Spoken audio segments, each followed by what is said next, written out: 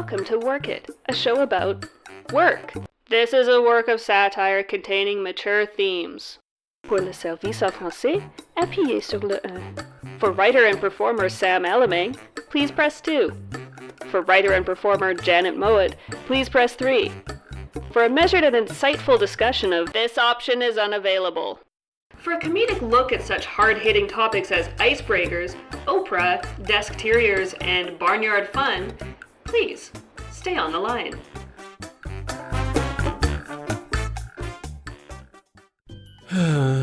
What's wrong, Sam?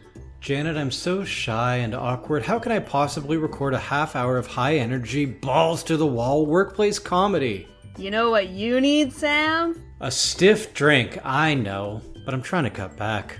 Oh. Why? What's plan B? Oh, I know. Let's play an icebreaker. We are going to play the classic icebreaker game, 2 Truths and a Lie. So Sam, you're gonna go first, 2 Truths and a Lie. Your topic is odd jobs. Okay. One odd job I had was doing volunteer web development for an educational company in Myanmar. At the risk of betraying my stupidity, I don't know what Burma is to Myanmar. I think Myanmar is the junta-approved name, and Burma is the good guy's name. Well, don't at us. We're definitely right. Another odd job I had was being a guitarist on a cruise ship. And another odd job I've had is working in a book distribution warehouse where I pushed around a shopping cart basically all day and listened to soft rock. What specific soft rock? What's the Toronto one? Is it Kiss 92? I can, because their playlist is like about 3 songs long, I can recite to you basically the songs I heard that entire summer or so. Starting with my favorite, Colby Kaye. You know that one? Were you aware at the time that other radio stations existed? I was junior. I wasn't going to tell the 60-year-old Greek man to change the radio. Where did this cruise ship sail to? Well, Janet, I'm so glad you asked. The cruise ship departed from the Isle of Calypso. There were some sexy ladies singing a little song. I couldn't hear it. I was tied up at the time. Wink, wink. How long did these cruises last? So we were rehearsing for about 10 years. Our band sacked the ancient city of Troy, and then we sailed, cruised for about 10 years. Do I have to now guess what was your lie? Do we have to keep up with the charade? So Janet, now it is your turn. So my 2 truths and a lie, not in that order, about odd jobs. Truth or lie number 1. I worked for one summer in undergrad as a painter, and I fell off a ladder and broke my wrist. Cool. Story number 2. Thanks to an odd job that I worked, I have 2 degrees of separation from Kevin Bacon. Mm-hmm. And story number 3, I played in a band, and for one of our gigs, a stripper opened for us. All right. I'm gonna suss you out here. If you were really a painter, riddle me this. Mm-hmm. Guernica, Rodin's Thinker. Which one of those is a painting? I don't know what Guernica is, so I'm gonna say Rodin's Thinker, the statue, is a painting. Okay. I think we've caught you out in your fib. A stripper opened for you. Correct. What was she stripping? Clothes off of her body. Interesting. Yes. Interesting. There were several worst parts. One of the worst parts was that she took the stripper pole down after her set, so that we didn't even have it on stage when we played. The other worst part was that there were like under 7 people in the audience apart from the band. The other worst part was that 2 members of the band were my brother and my cousin. Okay. This checks out. Middle one. was. Kevin Bacon. What is Kevin Bacon? Who does Kevin Bacon know? Janet, are you French Stewart? One person he's connected with is Rob Zombie. Seeing as you don't know about Pablo Picasso's legendary war painting. Oh, that one. You were never a painter. Oh no! You're right, Sam. I was never a painter. I have broken my wrist, but not in that context. And since I didn't even bother guessing before, my guess for you, Sam, is that you were not a musician on a cruise ship. Is that true? Dagnammit, you caught me. It was Odysseus all along. Are you feeling less shy and anxious now, thanks to our icebreaker? No way, that sucked. Pour me a drink. A typical early morning meeting at the office. But what's this?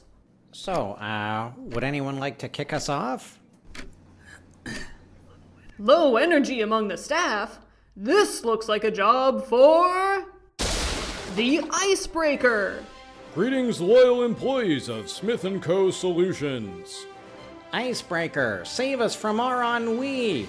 Never fear, worker. Quickly, everyone, form a circle and join hands in the middle, then see if you can untangle yourselves.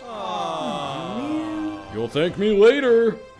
Yes, wherever energy lags, wherever creative juices refuse to flow, the icebreaker is there to enforce mandatory simulated fun.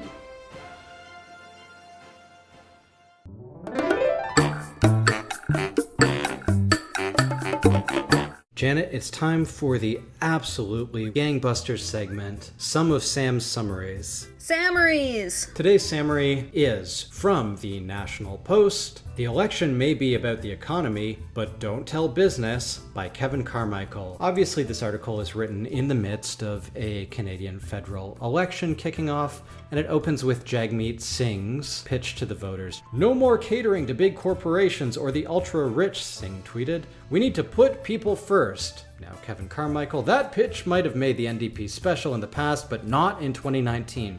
Listen to this, Janet. There is no constituency that has been catered to less in recent years than businesses that employ more than a few dozen employees. So, this author's opening salvo is that Canadian big business is the real victim here. Pretty much. The article's thesis, as far as I can tell, I mean, I think you can see this here, none of the major party leaders are adequately celebrating wealthy business owners / leaders. I just want to get over that. Carmichael, I guess, is taking issue that corporations are being unfairly treated versus, and let's not gloss over this, the people. So I guess Carmichael thinks that, people have a sweetheart deal. I'm not sure how to even begin to process that statement that government is focusing too much on the people and this needs to stop. Right. It's what they call letting the mask slip, or what they also call saying the quiet part loud, right? We care too damn much about people and not enough damn much about corporations. Get over the people already, jeez. But not only is it the relatively left-wing party, the NDP, that is sticking it to big business, it's everybody. Nobody is nice enough to big business. Yeah, this surprises me. He writes, Prime Minister Justin Trudeau appears to make economic policy by reading the briefs sent his way by various corporate lobbies and then doing the opposite of what they recommend. Andrew Scheer, the Conservative leader, presents the wealth of Trudeau and Finance Minister Bill Morneau as a weakness. I'm really curious to hear what his conclusion is, because is he not aware that political parties have to pander to the common man because the common man is the person who goes out and votes for them?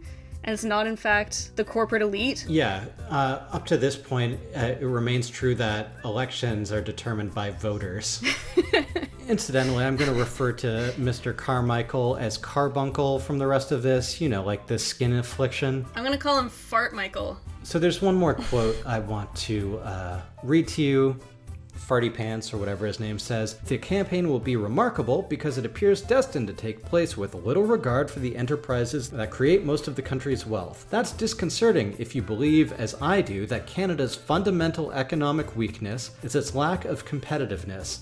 Okay, devil's advocate, what does competitiveness mean? I guess Carbuncle Head thinks it means you have to coddle big businesses to be competitive, presumably deregulation, tax breaks. Building pipelines. Could the argument not be made that competitiveness is funding education and training programs through progressive taxation?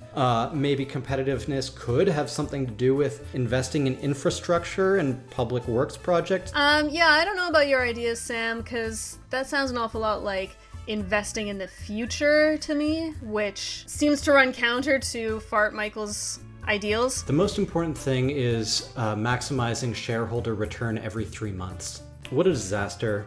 But speaking of the federal election, we bring you this very important message. And now a message from the Carbuncle Party of Canada.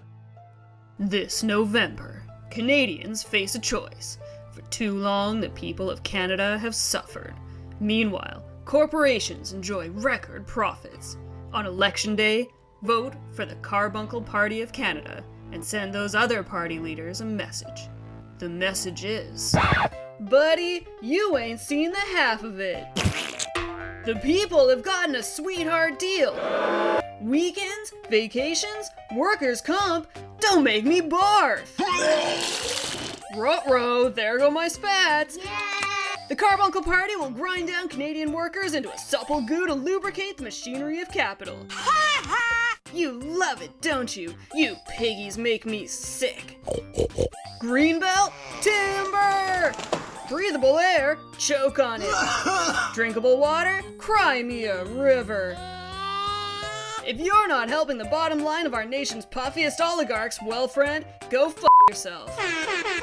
And don't take it from me, how about these real Canadians? Someone with pink hair was mean to me on Twitter. On Election Day, vote for End Times. Vote Carbuncle. I'm a boomer, and as such, I'm voting based on a meme of some minions calling the other candidates pedophiles. On Election Day, vote Carbuncle Party, because if you're going down, you're taking everyone else with you.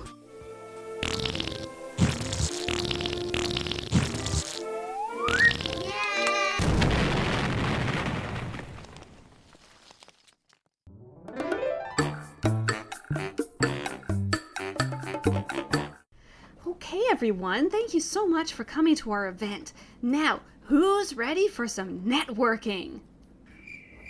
Oh no! This looks like a job for... Never fear, gentle business networkers. Help us, Icebreaker! Everyone's too shy to go meet people. Not a problem. Okay, folks, try to arrange yourselves in order of birth date without talking. Everyone put your shoes in a pile and we'll make a game of reuniting shoes with owners. Icebreaker, nothing's working. Could this be the end? Must find an activity even more uncomfortable. Our event is doomed. By the Cabinet of Zorlax, form 2 teams. You must remove articles of clothing and tie them into a rope. Whichever team has the longest clothing rope wins. But that'll mean everyone gets half naked with their professional colleagues. Desperate times call for desperate measures, friend. Let's do it! You did it! This ungodly humiliation is so much fun. All in a day's work for the Icebreaker. Sam, I want to have a conversation with you about work hours. Well, so long as it's mandated by our college radio station, I'm on board. I won't take up too much of your time. So specifically, I want to talk about how much work is too much and how do you hold it together when you're working too many hours. So you and I, Sam, have pretty different feelings about what's a sustainable number of hours to work in a week. Would you agree with this? What Janet's saying is I'm hardworking and Janet's a layabout. What I'm saying is that you work an absurd, alarming number of hours in a week, and I prioritize mental health and also my YouTube time. What do you think is a reasonable number of hours to work in a week, Sam? It's a difficult question to answer because I would be pretty happy doing nothing but working on something I loved and I don't want to spend a second working on something I don't love. I'm one of those millennials, you see. We had a conversation a couple of weeks ago that sort of semi-inspired this segment when you were talking about how you wanted to get more work done, and you were musing aloud to me and you were thinking, you know what, I should probably just schedule in one all-nighter a week. You know, I probably delude myself here, but I've convinced myself I love an all-nighter. You know that Omega Man? I think he had it figured out. He could have written so many screenplays. I have been known to pull all-nighters, specifically throughout grad school, and also in the early days of Work It, when we would leave all of our editing to the day before it was going on air. Yeah, and how did you find it? It doesn't suit you at all, eh? Unbearable. Absolutely the worst. Yeah, in a kind of mind over matter or total self-delusion way, the thrill of like what you accomplished there kind of supersedes the physical toil for me. That's beautiful. Yeah. What a wonderful attitude to have. This segment is turning into an intervention. Why have I tricked myself into thinking that's good? It's not, Sam.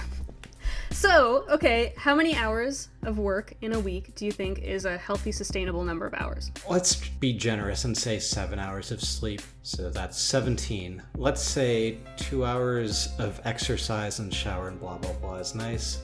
That's 15. Meals, I can get down to 1 hour for all three of them. So I'm at 14. Let's say I want 1 day off a week. So the correct number of hours to work a week is 84 hours. Oh my god. My perfect work week is 40 hours. That's 35 hours of working at my actual job and 5 hours a week working on this show. And then however many hours are left, sleeping and watching YouTube. Smash that fucking like button. So I've been learning about average work weeks in other countries. South Korea has one of the longest work weeks in the world. It used to be 68 hours a week, and they've recently brought it down to 52 hours a week of work. I learned this from a BBC article that was talking about ways to maintain sanity when you're working too many hours. And I think this might be useful for you, Sam. Are you implying I've gone insane? Yes? Oh, good.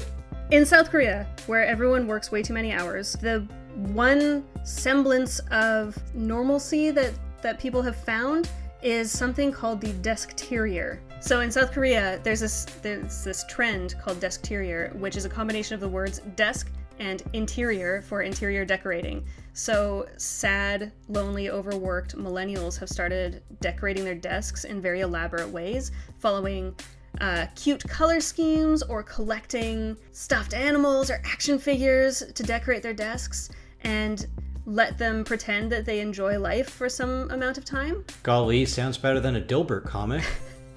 Yeah, I'm wondering if maybe this would be a good thing for you, Sam. What would you decorate your desk with? If I was gonna Deskterior my desk, I saw that there's some Bernie Sanders action figures available, so one of those little guys. A little plastic figurine of an old man from Brooklyn would be nice. What about you, Janet? I mean, you haven't demonstrated the same death drive-like commitment to 26-hour workdays. But let's say you did. How would you Desteriorify your own desk? Yeah, okay, so I think I would start with a hammock, and I would decorate with a blanket and a nice comfy pillow, have like a decorative bottle of melatonin. Janet's just describing a frickin' Seinfeld episode where George Costanza builds a bed underneath his desk. Oh yeah, that's right. Doesn't he also bang his cleaner or something? You could have it all, Janet. Why stop short of the hammock? So Sam, if either of us was to drop everything and move to South Korea to make a new life for ourselves, I would suggest that maybe you're the one to do it. Janet, I think you're right. See ya! Annyeong!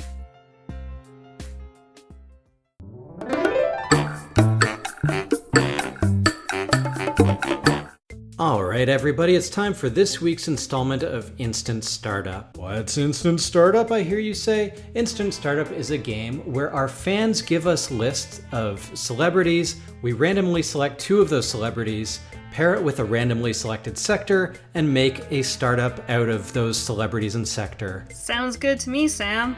This week's Instant Startup is as follows. Your founders are Oprah and Jay-Z, suggested by Latoya, and their startup is in the car dealer's import sector. Thank you for the suggestion, LaToya. Okay, Janet, let's start off by trying to figure out who does what. Oprah and Jay-Z. Who is the boss? I feel like we can all agree that Oprah's the boss. Yeah, I mean, they're both moguls in their own right. Oprah dresses like the boss. I see her, she's got her immaculate hair, her, like, powered shoulder pads. Honestly, I'm less familiar with Jay-Z, so I can't comment. Okay, hello, she gave away free cars to the audience, so I think she knows a thing or two about the automotive industry. Is Jay-Z the one who's married to Beyonce? Oh my god, this is truly disgusting, Janet. I'm not going to pretend I'm a Jay-Z expert, so we've got to Google Jay-Z car songs and just get a sense. Oh. Every car reference from Jay-Z's Magna Carta Holy Grail. Okay. So he's familiar with the existence of cars. Oprah is known for giving away cars. Uh-oh. Because that's not a sustainable business model, Janet. I think in terms of moving units of vehicles, Oprah is ahead of Jay-Z currently. So Oprah's the boss. Jay-Z, is he working on the floor? Yeah, you're absolutely right. We've got Oprah in charge of the dealership, Jay-Z working the floor. The next thing we want to figure out is who could they tap in their networks to bring into the car dealership? I know you've got one on the tip of your tongue. The one fact you, Janet, know about Jay-Z should come in handy right about now. He's married to Beyonce. Sam, did you know that? Therefore, he could bring in Beyonce to be better at his job than he is. Is she ready for that jelly? I think she is absolutely ready for the jelly of getting you into a Prius. Oprah famously has the most loyal friend of all time. Gail! Gail, I think, would be her executive assistant who would, cover up all of her mismanagement. So we've got Gail cooking the books is what you're saying. Yeah, exactly.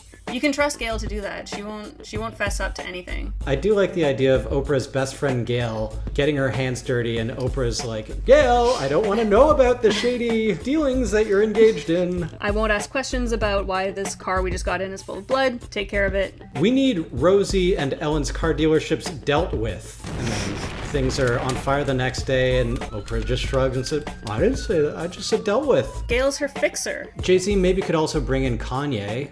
I don't know what exactly he'd do, but I just like the X factor that he might mix things up. Well then, I mean, with Kanye come various Kardashians, right? What does carpe diem mean? I think it means like zen. Okay, so they're the Kardashians. I guess they installed the dashes in the cars.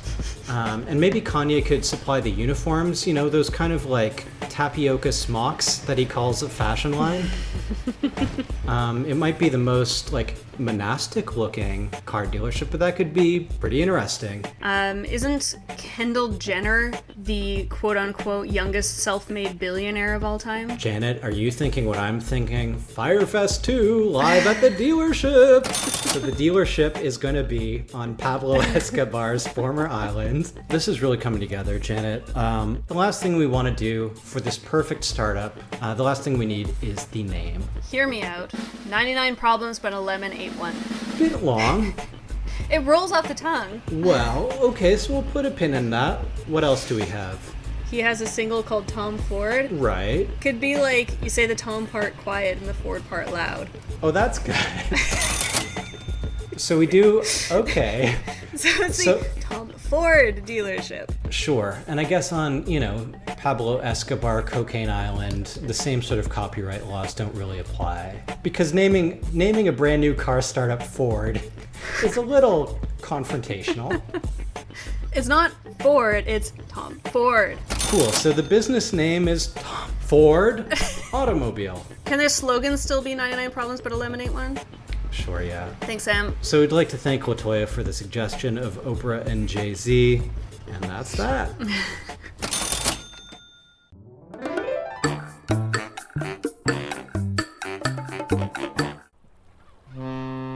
Captain, we can't go any further! Yar, is there no force to break this ice for us? This looks like a job for...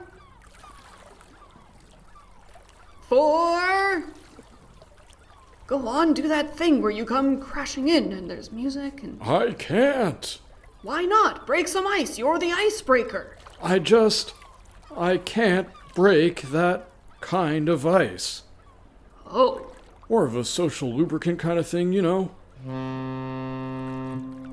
Well, that's dumb. You're dumb. Never fear, noble seaman! Who be this? It is I, the literal icebreaker! Oh no, not this lady again. Literal icebreaker, you saved us. Ooh, she's a much better icebreaker than you know that? Come on, does she know as many games as me? Hey, where you going? Come back. I'm doing her dramatic announcements now. Later, loser, go play the telephone game or something. Well, you heard the voiceover, so come on, everybody. Earlier in the show, we were looking at an article about the role of big business in Canadian society. Ugh, don't remind me. The Dramamine's wearing off. One thing we glossed over is how the article celebrates Maple Leaf Foods as model corporate citizens. They've got sustainability initiatives, don't you know? Oh, that's so conscientious of them. What's that look, Sam? Oh, don't tell me you think they're just cynically placating consumers' demand for climate action. Conscience, I'm sure. We decided to interview the board members of Maple Leaf Foods to get their take on this. Thank you for your time, board members. First question. How important is sustainability to you? Do you agree? Are you model corporate citizens? Okay, and what do you think? What's that? You have a presentation you'd like to share with us? Well, all right.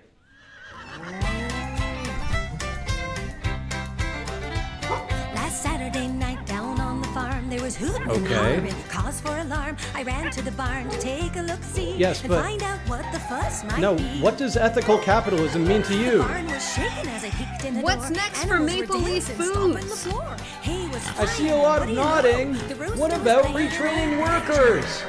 Are you investing in R&D? No, I can't hear you. If you could turn the gain on the fiddle down just a touch. You in the corner. Is marketing important? Panther? Do you even deal in panthers? I can't hear you. The tractor. I can't hear you over the tractor. Are you happy with how the market has responded? Where's all that glass coming from? What do your investors say? All right, if you can't beat them. Who's your partner, do-si-do? Who's your partner, do-si-do? Swing your partner to and fro. Swing your partner to and fro. Promenade right out of town. Promenade right out of town. Squawking, quacking, barking, and a buying, neighing, braying, hunking, and a clucking, mooing, hooing, cock-a-doodle-dooing, barnyard hoedown. Hoedown! Hoedown! Thank you, board, for your time. That was the Maple Leaf Good Time Gang with Barnyard Hoedown coming in at number 5. Checking in at number 4, it's Corporal Toad and the Rainbow Explosion with I Dreamed I Saw a Gundam. そこへガンダムっていういい素材がやってきたので Shooting up the charts to number 3, it's the Widget Media Overlords with Work It Mandatory Corporate Sing-Along. Work it, hey, hey, hey. Work it, happy day. Holding steady at number 2, it's Janet and her family with Funky Janet. Hi, my name is Janet, the funkiest girl around. And back again at number 1 for the infinitieth consecutive week, here is the immortal Quintus Moreira with Bongo Madness. There it is, folks, episode 29 of Work It in the Can. We laughed, we cried, we barfed on Janet's spats. Please follow us at @WorkItPod on Facebook, Twitter, and Instagram. Doing so means you can join in the fun of pitching celebs for instant startup. Already doing that? Share the show with a friend, or an enemy with good taste. And if you want to go above and beyond, a nice review in your podcast app of choice would mean the world to us. Well, maybe not the world. It would mean the Thebe, fourth moon of Jupiter, to us. And that's still pretty good. See you next week, folks.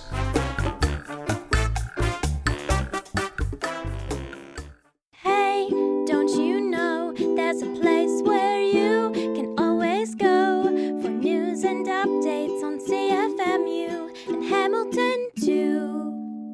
93.3 CFMU on Twitter. 93.3 CFMU.